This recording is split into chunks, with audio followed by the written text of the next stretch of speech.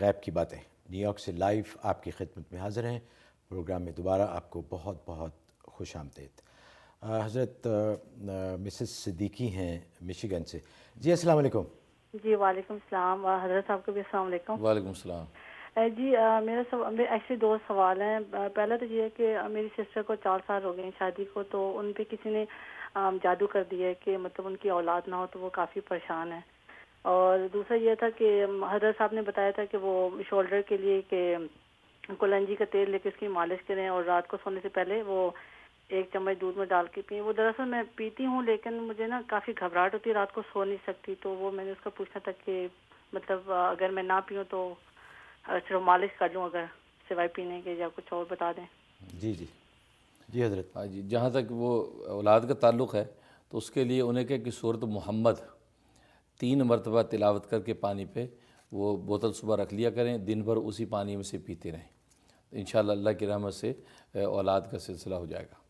باقی کلونجی کے تیل اگر دودھ میں ڈال کے پینا بھی آپ کو موافق نہیں ہے، وہ نہ پئیں، البتہ مالش آپ کرتی رہیں، انشاءاللہ اسی سے آپ کو فائدہ ہو جائے گا۔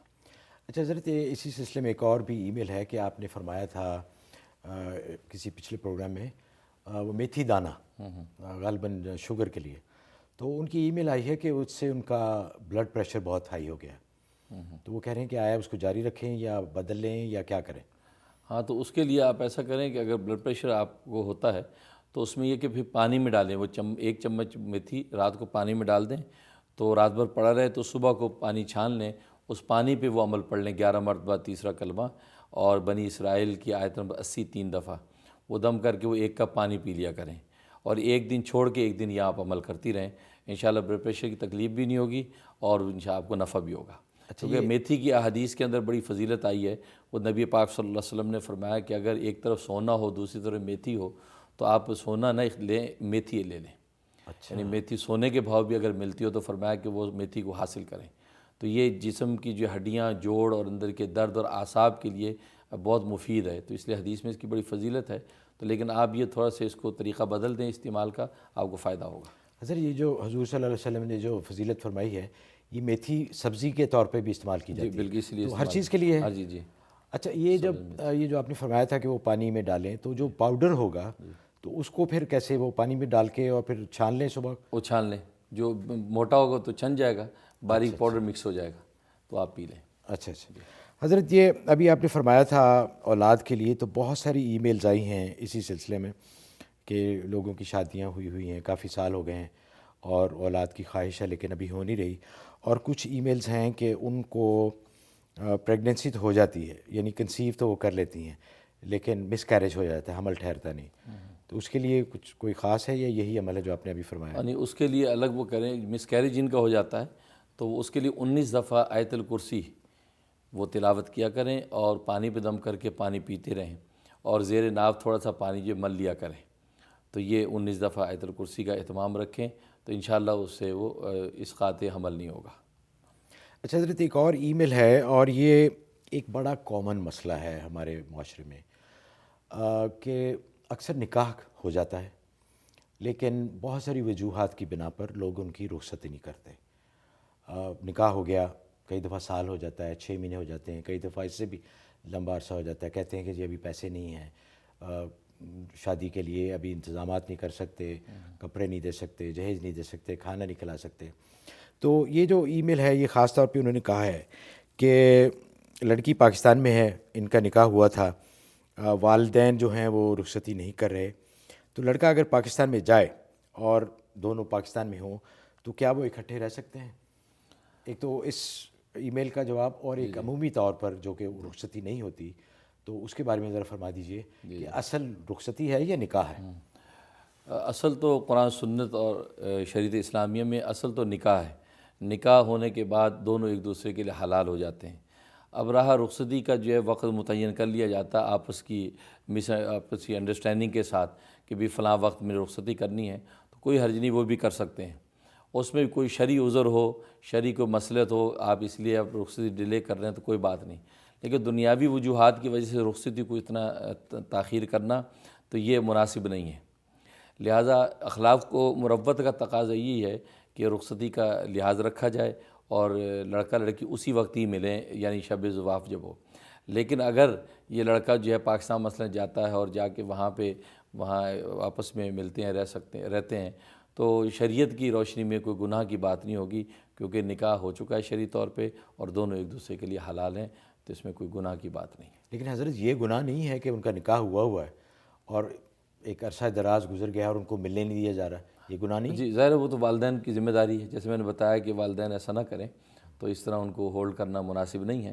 لیکن اگر یہ آپس میں ملتے ہیں تو اس سے کوئی گناہ نہیں ہوگا، بس اخلاق و مروت کے خلاف ہے کہ ان کو لحاظ رکھنا چاہیے، صبر کرنا چاہیے، لیکن اگر شرعی کوئی گناہ ان پر نہیں ہے۔ جی فاطمہ صاحبہ ہیں شکاگو سے۔ جی السلام علیکم۔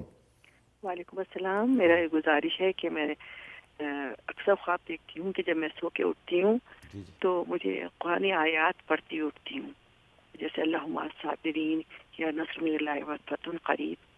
اور دوسری میری حاجت یہ ہے کہ میرے شوہر نے مکہ معظمہ اپلائی کیا ہوا ہے سیمنز کی جاب کا، خاص وظیفہ بتا دیں کہ اللہ ان کو بہتری سلامتی کے ساتھ ہمیں مکہ معظمہ میں جاب مل جائے، ہمارا وقت مکہ معظمہ مدینہ منورہ میں گزرے۔ جی ماشاءاللہ۔ جی حضرت۔ جی جہاں تک خواب کا تعلق ہے تو بہت اچھا ہے، آپ کو قرآن کریم کے ساتھ خاص مناسبت ہے، اس لیے آپ قرآن کریم کی تلاوت کا زیادہ سے زیادہ اہتمام رکھیں، اس سے آپ کی زندگی میں بہت ہی زیادہ خیر و برکت ہوگی۔ اور دوسرا، وہاں کی جاب کے لیے 3 مرتبہ سورۃ ملک 3 مرتبہ روزانہ تلاوت کریں اور پورے جم کے دعا کریں اس کے لیے، انشاءاللہ آپ کے لیے حالات بن جائیں گے، مکہ معظمہ میں نوکری ہو جائے گی شوہر کی۔ اچھا حضرت، بہت ساری ای میلز آئی ہیں، ان کا ایک ہی کامن پرابلم ہے، جس میں ذکر کیا گیا ہے کہ میاں بیوی کے تعلقات خراب ہیں، علیحدگی ہونے والی ہے۔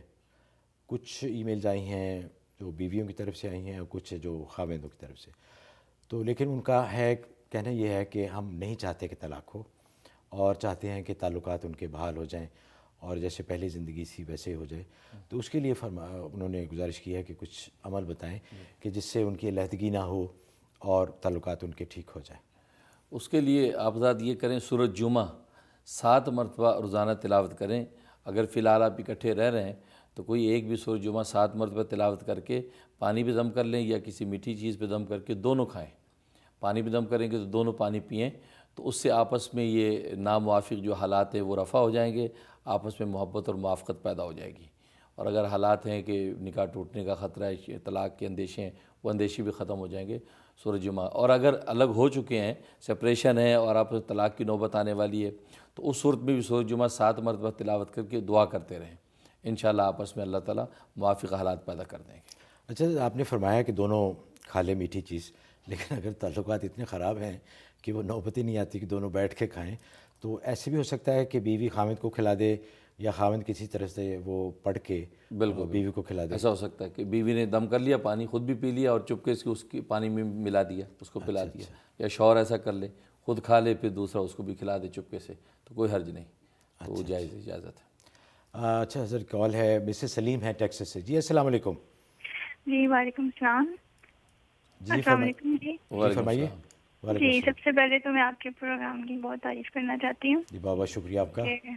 اور دوسرا میں مولانا صاحب سے سوال کرنا چاہتی ہوں کہ مجھے ہمیشہ ایک ہی طرح سے خواب آتا ہے کہ جیسے بس میں جا رہی ہوں اور میں جا رہی ہوں، کبھی جیسے ویزا لگ گیا یا کہیں ادھر جا رہی ہوں ادھر جا رہی ہوں، لیکن مین چیز یہی ہوتی ہے کہ میں جا رہی ہوں۔